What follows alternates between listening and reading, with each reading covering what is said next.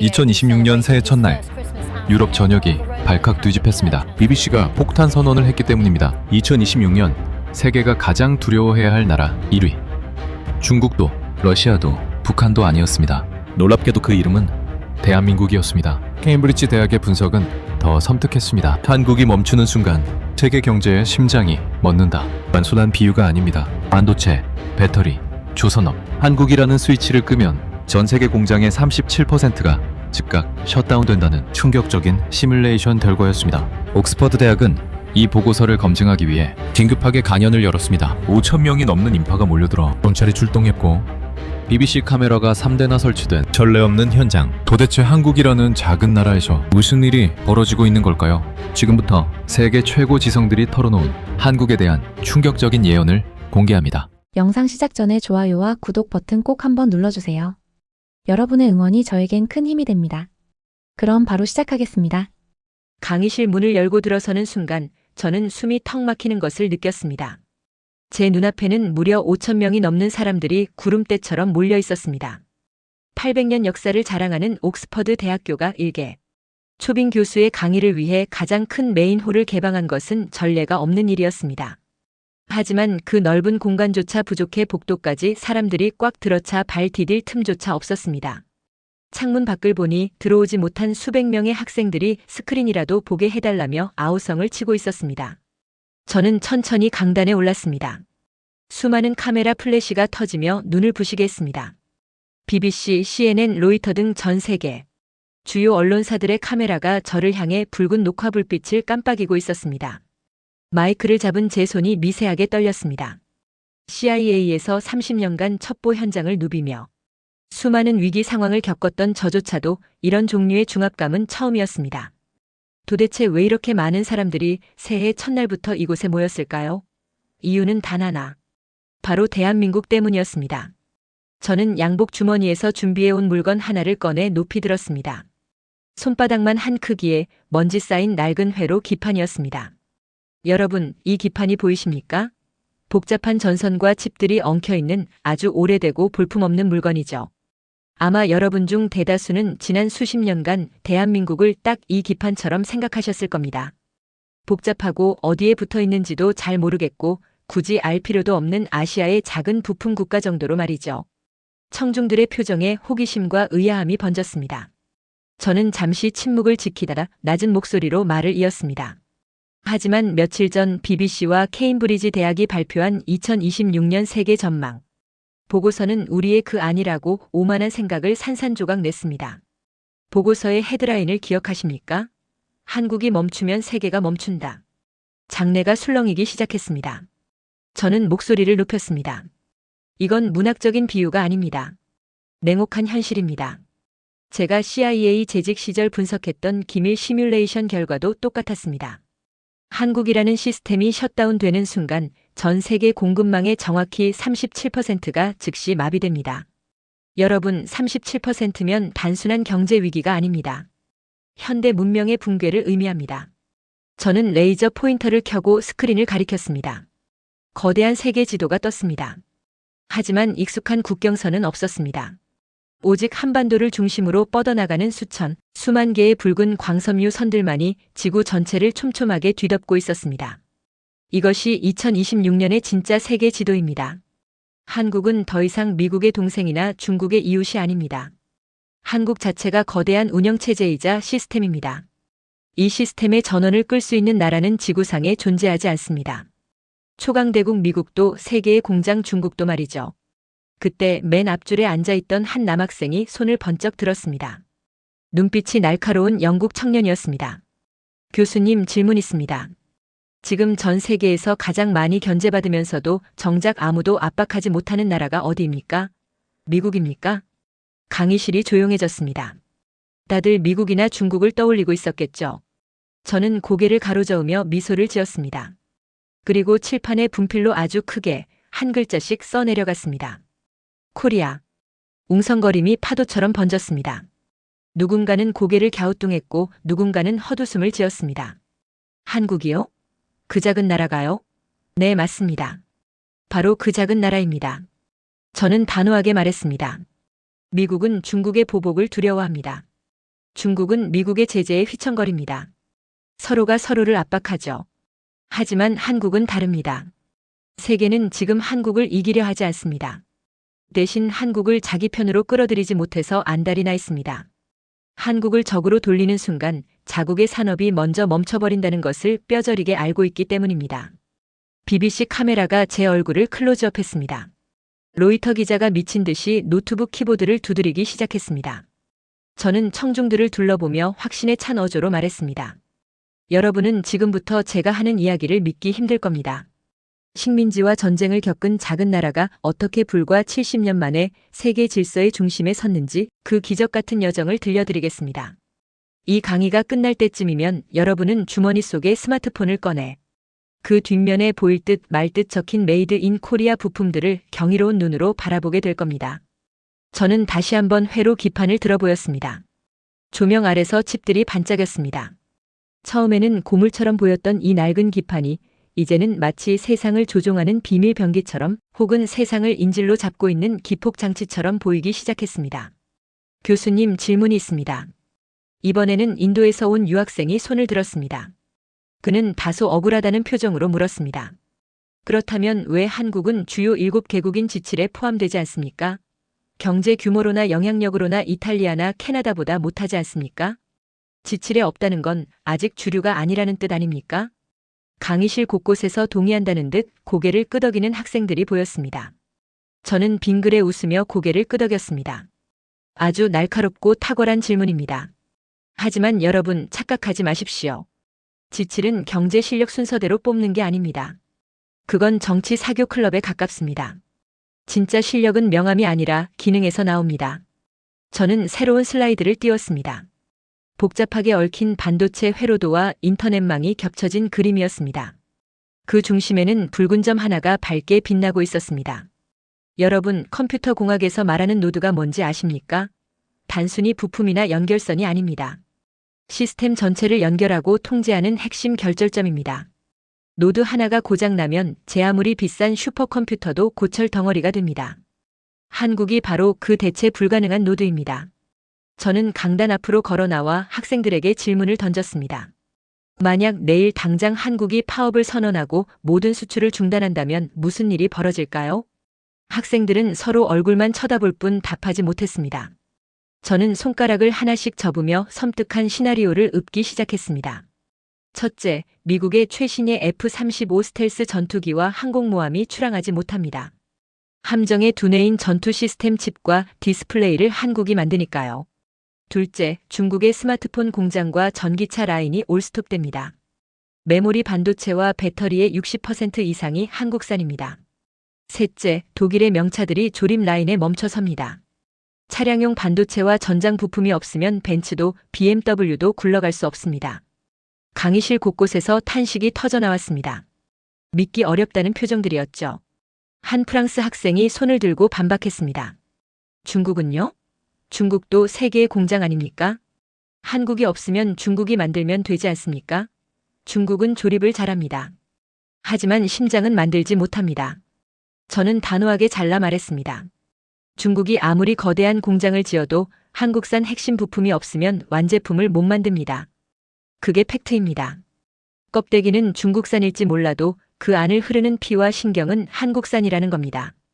저는 구체적인 사례를 들어 그들의 의구심을 잠재웠습니다. 몇 년 전 일본이 한국을 길들이겠다며 반도체 핵심 소재 3가지의 수출을 금지했습니다. 전 세계가 한국이 항복할 거라고 생각했죠. 결과가 어땠습니까? 잠시 침묵이 흘렀습니다. 2년도 안 돼서 한국은 그 소재들을 전부 국산화해버렸습니다. 오히려 한국이라는 거대 고객을 잃은 일본 기업들만 줄도산했습니다. 한국은 압박받으면 죽는 게 아니라 더 강해져서 돌아옵니다. 그게 한국의 DNA입니다. 독일 학생이 다시 물었습니다. 조선업은 어떻습니까? 중국이 수주량에서 한국을 추월했다는 뉴스를 봤는데요. 저는 비웃듯 웃으며 화면을 전환했습니다. 거대한 LNG 운반선 사진이 떴습니다. 언론의 숫자 노름에 속지 마십시오. 중국은 덤프트럭 같은 벌크선을 많이 만듭니다. 누구나 만들 수 있는 싼 배죠. 하지만 이 LNG선은 다릅니다. 영하 163도의 액화천 연가스를 싣고 다니는 바다 위의 시한폭탄과도 같습니다. 기술력이 조금만 부족해도 폭발합니다. 저는 단상을 탁 치며 강조했습니다.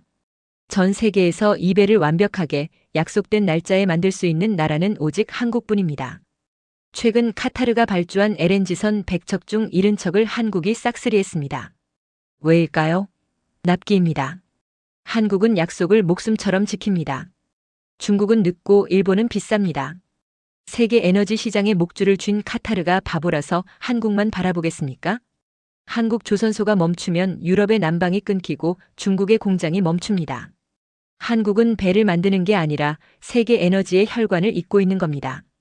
한 학생이 멍한 표정으로 중얼거렸습니다. 그렇다면 한국은 사실상 세계 물류를 쥐고 있는 거네요. 정확합니다. 반도체로 정보통신을 쥐고 배터리로 미래 에너지를 쥐고 조선으로 글로벌 물류를 쥐고 있습니다. 이 세 가지 핵심 키를 동시에 장악한 나라는 지구상에 한국밖에 없습니다. 저는 회로 기판을 다시 집어들고 학생들에게 보여주었습니다. 이 기판을 다시 보십시오. 여기 있는 작은 칩 하나가 빠지면 이 기판 전체가 먹통이 됩니다. 한국은 지칠 회원국이 아닙니다. 하지만 한국 없이는 지칠 국가들이 하루도 버티지 못합니다. 형식적 계급은 중견국이지만 실질적 영향력은 초강대국입니다. 강의실 뒤편에서 누군가 박수를 치기 시작했습니다. 곧이어 우레와 같은 박수 소리가 터져 나왔습니다. 학생들의 눈빛이 달라져 있었습니다.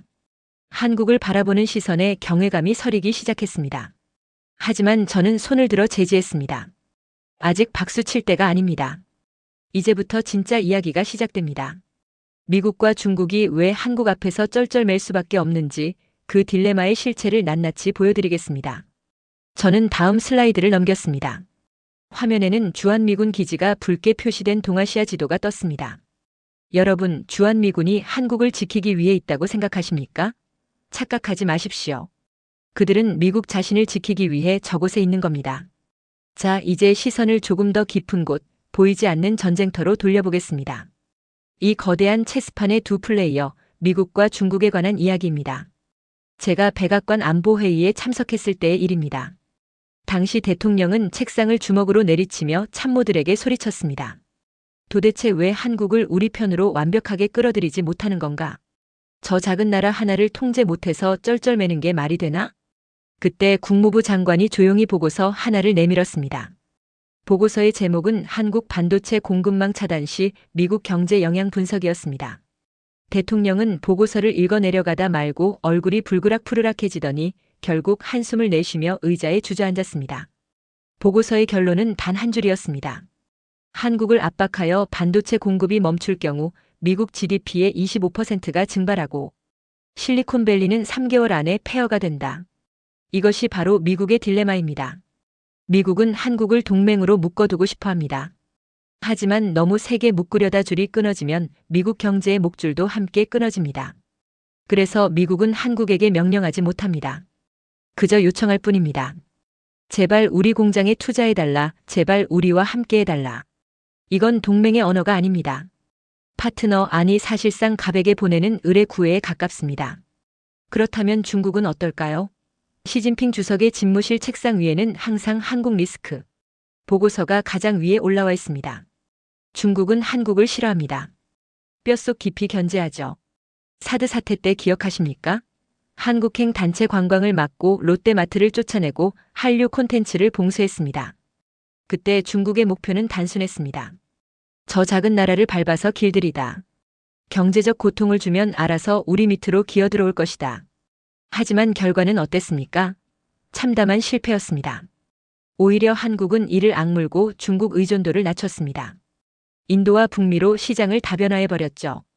더 심각한 건 반도체입니다. 중국이 반도체 굴기를 외치며 수백조 원을 쏟아부었지만 현실은 어떻습니까? 여전히 한국산 메모리 없이는 화웨이의 최신 폰도 알리바바의 서버도 심지어 그들이 자랑하는 둥펑 미사일도 제대로 작동하지 않습니다. 앞줄에 앉아있던 토마스 리드라는 학생이 손을 들었습니다. 중국 전략을 전공하는 수재라고 들었습니다. 교수님, 하지만 중국이 마음만 먹으면 군사력으로 한국을 압박할 수 있지 않습니까? 한국은 중국 바로 옆에 붙어 있는데요. 저는 고개를 저으며 답했습니다. 토마스, 그게 바로 중국이 빠진 최악의 딜레마입니다. 중국이 한국을 군사적으로 건드리는 순간 중국 경제의 심장인 반도체 공급망이 즉사합니다. 한국을 죽이려다 중국이 먼저 질식하는 꼴이죠. 한국의 반도체 공장은 중국에게 인질이 아닙니다. 중국의 목숨줄을 쥐고 있는 시한폭탄입니다. 중국 전략가들이 사석에서 술에 취해 하는 말이 있습니다. 한국은 목에 걸린 생선 가시 같다. 삼킬 수도 없고 뱉을 수도 없다. 이 회로 기판을 다시 보십시오. 중국이라는 거대한 기계가 돌아가려면 이 작은 부품이 반드시 필요합니다. 그런데 이 부품은 중국 규격이 아닙니다. 억지로 끼워 맞추려 하면 기계가 망가져 버립니다. 미국도 중국도 한국을 마음대로 다루지 못합니다. 쥐면 터질까 놓으면 날아갈까 전전긍긍하며 한국의 눈치를 보고 있습니다. 여러분은 지금 덩치만 큰 두 거인이 작지만 단단한 거인 앞에서 쩔쩔매는 꼴을 보고 계신 겁니다. 이것이 바로 한국이 만들어낸 전략적 모호성의 승리입니다. 한국은 강대국 사이에서 눈치를 보는 게 아닙니다. 강대국들이 한국의 눈치를 보게 만든 겁니다. 자, 이제 시선을 조금 더 험악한 곳으로 돌려보겠습니다. 전쟁의 포화가 멈추지 않는 러시아, 그리고 뜨거운 사막의 나라 중동입니다. 여러분, 러시아가 우크라이나 전쟁 이후 가장 두려워하는 것이 무엇인지 아십니까? 서방의 제재? 나토의 확장? 아닙니다. 바로 전후 복구입니다. 전쟁이 끝나면 도시는 폐허가 되고 공장은 멈춥니다. 이걸 다시 일으켜 세우려면 막대한 자본과 기술, 그리고 무엇보다 속도가 필요합니다. 그런데 러시아를 도와줄 나라가 누가 있을까요? 유럽? 제재 때문에 못 갑니다. 미국? 말도 안 되죠. 남은 건 중국뿐인데 러시아는 중국을 믿지 않습니다. 중국 자본이 들어오는 순간 시베리아가 통째로 중국 경제에 종속될 거라는 공포를 가지고 있거든요. 그때 크렘린궁의 책상 위에 보고서 하나가 올라갑니다. 정치적 조건 없이 약속한 기한 내에 완벽하게 도시를 재건해줄 유일한 나라. 바로 대한민국입니다. 러시아 관료들은 이미 알고 있습니다. 한국 기업들은 전쟁 중에도 러시아와의 끈을 완전히 놓지 않았고 무엇보다 과거 척박한 중동 사막에서 신화를 써낸 저력이 있다는 걸 말이죠. 전쟁이 끝나는 그날 푸틴이든 젤렌스키든 가장 먼저 서울로 한 라인을 연결해 제발 도와달라고 사정하게 될 겁니다. 이번엔 사막으로 가볼까요? 사우디아라비아와 UAE의 금고에는 오일머니가 썩어날 정도로 쌓여 있습니다. 하지만 그들에게 결정적으로 없는 게 하나 있습니다. 바로 석유 이후의 미래를 건설할 능력입니다. 빈살만 왕세자가 추진하는 네옴시티 총 사업비만 670조 원입니다. 인류 역사상 최대 규모의 토목공사죠. 그런데 이 거대한 프로젝트의 핵심 열쇠를 누가 쥐고 있는지 아십니까? 미국? 프랑스? 아닙니다. 또다시 한국입니다. 중동의 왕족들은 바보가 아닙니다. 그들은 이미 수많은 서구 기업들에게 배신당하고 기만당했습니다. 멋진 양복을 입은 서구의 컨설턴트들은 화려한 설계도만 그려놓고 공기는 밥 먹듯이 지연시키며 비용은 천문학적으로 청구했습니다. 그들의 오만함에 중동은 치를 떨고 있었죠. 그런데 한국은 달랐습니다. UAE 바라카 원전 건설 현장을 기억하십니까? 섭씨 50도가 넘는 살인적인 더위, 모래폭풍이 몰아치는 사막 한가운데에 최첨단 원전 사기를 짓겠다고 했을 때 전 세계가 비웃었습니다. 한국 놈들이 미쳤다, 절대 불가능하다, 가다가 포기할 것이다. 하지만 한국은 해냈습니다. 약속한 예산 내에서 약속한 날짜에 단 하나의 오차도 없이 완벽하게 원전을 가동시켰습니다. 프랑스가 10년 넘게 질질 끌며 실패했던 일을 한국은 마치 군사작전처럼 해치운 겁니다.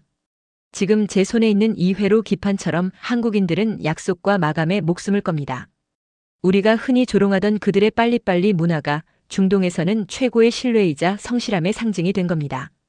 중동의 한 고위 장관이 사석에서 제게 아주 조용히 하지만 단호하게 이런 말을 했습니다. 제임스, 잘 들게. 미국은 우리에게 무기를 팔아먹고 중국은 우리 자원을 뺏어가려 하지. 하지만 한국은 우리에게 산업을 가르쳐준다네. 그들은 우리를 돈주머니가 아니라 파트너로 대우해줘. 여러분, 이 차이가 느껴지십니까? 한국은 중동에게 단순한 건설업자가 아닙니다. 석유가 고갈된 이후의 시대를 함께 고민하고 설계하는 진정한 동반자가 된 겁니다. 사막의 모래폭풍 속에서 유일하게 길을 잃지 않는 나침반, 그게 바로 지금의 한국입니다. 한국은 딜레마에 빠진 강대국들에게 유일한 탈출구입니다. 러시아는 재건을 위해, 중동은 미래를 위해 한국을 선택했습니다. 우리는 그동안 한국을 너무나 저평가했습니다. 그 대가를 지금 톡톡히 치르고 있는 겁니다. 중동의 오일머니가 런던과 뉴욕을 떠나 서울로 향하는 건 우연이 아닙니다. 그건 가장 합리적이고 냉정한 생존 본능의 결과입니다. 폴란드를 보십시오.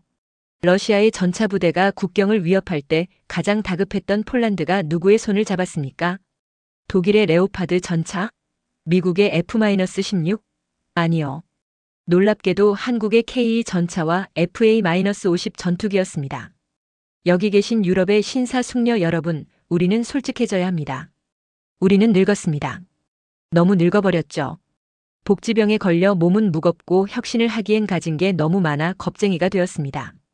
20세기에 화려했던 영광에 취해 샴페인을 터뜨리는 사이 우리의 자랑이던 제조업은 녹슬어 바스러졌습니다. 얼마 전 독일의 거대 방산 기업 임원이 제게 얼굴을 붉히며 분통을 터뜨리더군요. 데이비드, 이건 말이 안 돼. 한국 무기는 명품이 아니야. 그저 싸구려가 빨리 나올 뿐이라고. 틀렸습니다. 그건 패배자의 비겁한 변명입니다. 폴란드가 한국을 택한 건 가격 때문이 아닙니다. 바로 압도적인 속도와 검증된 성능, 그리고 기술 이전이라는 파격적인 조건 때문이었습니다. 주문한 지 고작 3개월 만에 최신의 전차를 배달해주는 나라, 지구상에 한국밖에 없습니다. 독일 의회가 서류를 검토하고 도장을 찍느라 몇 달을 허비하는 동안 한국은 이미 공장 라인을 풀가동해 물건을 찍어내고 배에 싣고 있었습니다. 이게 바로 전쟁이라는 현실 앞에서 필요한 진짜 능력입니다. 우리는 그동안 한국을 패스트 팔로워, 즉 우리 뒤를 쫓아오는 추격자라고 깎아내렸습니다. 하지만 지금 누가 누구를 따라가고 있습니까? 체코 원전 수주전에서 원전 종주국. 프랑스가 한국에 처참하게 패배했습니다. 프랑스의 자존심이 무너진 날, 파리의 관료들은 충격에 빠져 말을 잇지 못했습니다. 일본은 어떤가요? 한때 전자산업의 제국이었던 소니, 파나소닉, 도시바. 지금은 어디에 있습니까? LCD 기술을 세계 최초로 개발한 건 일본이었습니다. 하지만 지금 디스플레이 시장을 장악한 건 한국의 삼성과 LG입니다. 일본 기업들은 완벽을 추구하다가 타이밍을 놓쳤습니다. 반면 한국은 70% 완성도로 시장에 먼저 나가고 고객의 피드백을 받아 100%로 완성했습니다. 그 속도의 차이가 지금의 격차를 만들었습니다. 이 회로 기판을 다시 보십시오. 처음에는 그저 거친 쇠조각인 줄 알았습니다.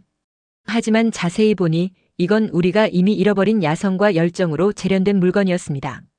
한국은 우리가 주 4일 근무를 논의하고 여름휴가를 즐기며 시간을 보내는 동안 24시간 불을 켜고 연구실을 돌렸습니다. 질투가 나십니까? 아니면 두려우십니까? 인정하십시오. 우리는 이제 한국의 속도를 따라잡을 수 없습니다. 이제 유럽에게 남은 선택지는 두 가지뿐입니다. 한국을 질투하며 도태될 것인가, 아니면 자존심을 버리고 한국의 손을 잡고 연명할 것인가. 답은 이미 정해져 있는 것 같군요.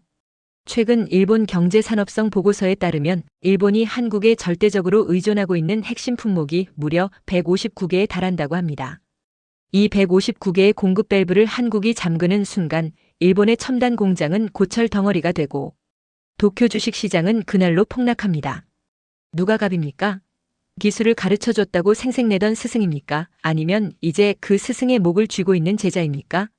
한국은 20세기 유럽이 완성한 시스템을 21세기의 속도로 재조립했습니다. 우리는 멈췄고 그들은 달렸습니다.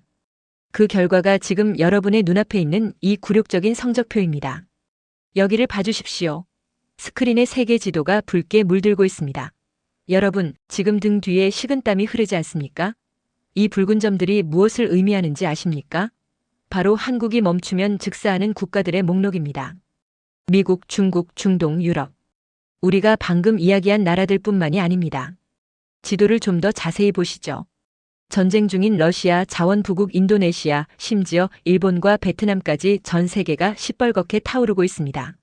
믿기 어려우시겠지만 지금 당장 한국이 우리는 오늘부터 파업하겠다, 문을 닫겠다고 선언한다면 무슨 일이 벌어질까요? 상상해 보신 적 있습니까? 제가 그 끔찍한 시나리오를 지금 바로 눈앞에 보여드리겠습니다. 첫 번째, 전 세계 스마트폰 생산 라인의 70%가 즉시 멈춥니다. 여러분이 손에 쥐고 있는 아이폰, 갤럭시, 그 안에 들어가는 한국산 메모리 반도체가 공급되지 않는 순간 그건 그냥 비싼 유리 조각에 불과합니다. 두 번째, 여러분이 숭배하는 AI와 클라우드 서버가 셧다운됩니다. 구글, 아마존, 마이크로소프트의 데이터 센터가 멈춥니다. 챗GPT? 먹통이 됩니다. 한국산 고대 역폭 메모리 HBM 없이는 인공지능도 멍청이가 될 뿐입니다. 세 번째, 태평양을 건너는 물류 선박의 절반이 건조를 멈춥니다. 베트남과 인도네시아의 공장들은 한국산 중간재 부품이 없어서 가동을 중단해야 합니다. 러시아의 무너진 인프라를 다시 세울 건설 장비도 호주의 광물을 캐낼 기계도 모두 멈춰섭니다. 여러분, 이게 과연 제 망상일까요? 과장이라고 생각하십니까? 지금 여러분의 주머니에 있는 차 키를 꺼내 보십시오. 여러분이 타고 온 최고급 벤츠와 테슬라. 한국산 배터리와 전기 강판이 없으면 주차장에서 단 한 발자국도 움직이지 못합니다. 지금 제 손끝이 미세하게 떨리는 게 보이십니까? 저는 30년 동안 수많은 강대국을 분석했지만 이런 나라는 난생 처음 봅니다. 영토는 미국의 한 개주보다 작고 자원은 한 줌도 없으며 심지어 핵무기도 없는 나라가 오직 기술과 시스템만으로 전 세계의 목덜미를 쥐고 흔들고 있습니다. 이건 단순한 영향력이 아닙니다. 공포입니다. 총칼을 들지 않은 가장 우아하고 치명적인 지배력입니다. 한국은 전 세계 공급망의 혈관을 장악했습니다. 혈관을 누르면 심장이 멎는 건 당연한 이치 아닙니까? 저기 뒤에 앉은 일본인 투자자분, 왜 그렇게 안색이 창백하십니까? 아, 일본 이야기를 빼먹었군요.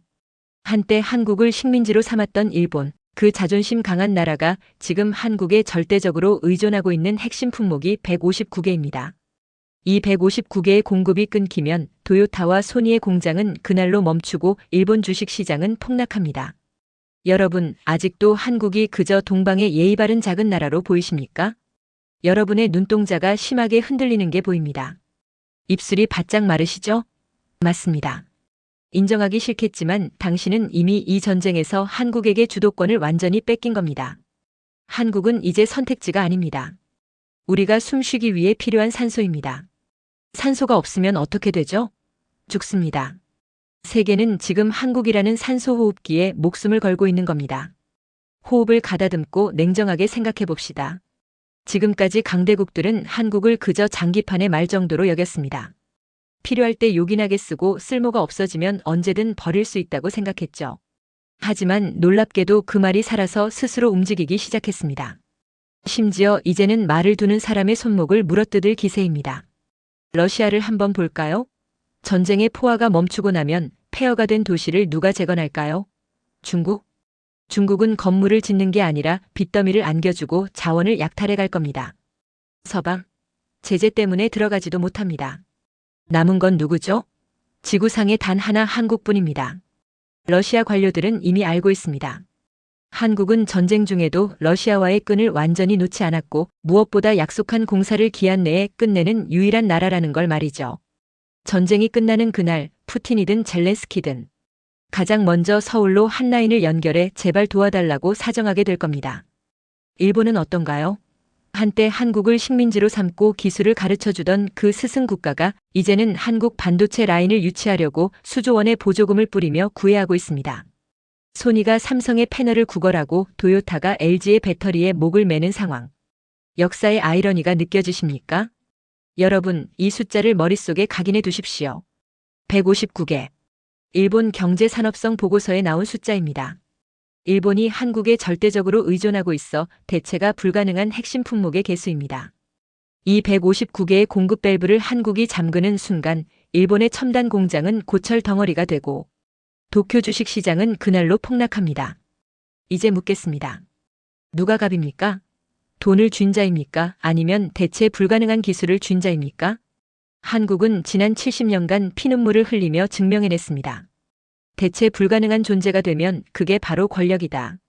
여러분은 지금 단순한 경제 성장이 아니라 500년 세계사를 지배해 온 권력의 축이 서방에서 동방의 작은 반도국으로 이동하는 거대한 지각 변동을 목격하고 계신 겁니다. 저기 앉아 계신 유럽 투자자분, 왜 그렇게 불편해하십니까? 인정하기 싫으신가요? 하지만 인정하셔야 합니다. 한국은 이제 여러분이 쥐락펴락할 수 있는 나라가 아닙니다. 우리가 한국을 선택하는 게 아니라 한국이 파트너를 고르는 시대가 왔습니다. 우리는 그동안 한국을 한강의 기적이라 부르며 운이 좋았다고 폄하했습니다. 하지만 그건 기적이 아니었습니다. 처절한 계산과 피나는 노력으로 쌓아올린 필연적인 승리였습니다. 이 회로 기판은 이제 단순한 부품이 아닙니다. 세계라는 거대한 금고를 여는 유일한 마스터키가 되었습니다. 그리고 그 열쇠는 지금 대한민국 국민들의 손에 쥐어져 있습니다. 자, 이제 이 낡은 회로 기판을 다시 한번 봐주십시오. 처음 제 손에 들려있을 때 여러분의 눈에는 그저 낡고 먼지 쌓인 하찮은 고물로 보였을 겁니다. 하지만 지금은 어떻게 보이십니까? 이건 시한폭탄의 타이머입니다. 낡은 질서가 무너지고 새로운 질서가 태어나기까지 남은 시간을 가리키고 있죠. 이 작은 기판 조각에서 느껴지는 미세한 전류가 제 손끝을 타고 심장까지 파고듭니다. 쿵, 쿵, 쿵. 제 심장 박동 소리가 들리십니까? 저는 지금 두려움과 경이로움 그 사이 어딘가에서 전율하고 있습니다. 이 낡은 시스템이 멈추는 순간 여러분이 샴페인을 마시며 누려왔던 그 화려한 제국도 멈춥니다. 한국은 더 이상 선택지가 아닙니다. 필수 생존 키트입니다. 미국은 안보를 구걸하고 중국은 눈치를 보고 중동은 미래를 맡기고 유럽은 기술을 배웁니다. 이 거대한 흐름을 거스를 수 있는 나라는 이제 지구상에 존재하지 않습니다. 제가 지난달 한국의 울산공단을 비밀리에 방문했을 때 맡았던 그 매캐한 쇠 냄새가 아직도 코끝에 생생합니다. 새벽 4시 칠흑 같은 어둠 속에서도 용접 불꽃이 별처럼 튀어오르던 그 뜨거운 열기. 공장 바닥을 울리던 웅장한 기계 소음. 그건 소음이 아니었습니다. 죽어가는 세계 경제를 다시 뛰게 만드는 심장 박동 소리였습니다. 그 현장에서 저는 보았습니다. 기름진 작업복을 입은 한국 엔지니어들의 눈빛. 그 눈빛은 먹이를 노리는 맹수의 것이 아니었습니다. 무에서 유를 창조해낸 자들만이 가질 수 있는 그 단단하고 깊은 자부심이었습니다. 그들의 거친 손을 잡았을 때 제 손바닥에 전해지던 그 투박한 굳은 살의 감촉. 그건 어떤 외교 문서보다 강력한 신뢰의 증거였습니다. 그 순간 저는 등줄기에 식은땀이 흐르는 것을 느꼈습니다. 그리고 깨달았습니다. 아, 우리는 졌다. 샴페인 잔을 기울이며 탁상 공론이나 하는 우리는 저 땀 냄새 나는 열정을 절대 이길 수 없겠구나. 제가 마지막으로 여러분께 묻겠습니다. 목이 타들어가는군요. 여러분은 한국을 계속 견제하시겠습니까? 아니면 자존심을 버리고 한국의 손을 잡으시겠습니까? 견제하고 싶어도 할 수 없을 겁니다. 왜냐하면 이미 여러분의 손은 무의식적으로 한국산 스마트폰을 꽉 쥐고 있으니까요. 세계는 한국을 두려워합니다. 하지만 더 무서운 건 한국 없이 굴러가지 않는 냉혹한 현실입니다. 가장 두려운 변수. 지금 전 세계가 쩔쩔매는 나라. 그 나라는 바로 대한민국입니다.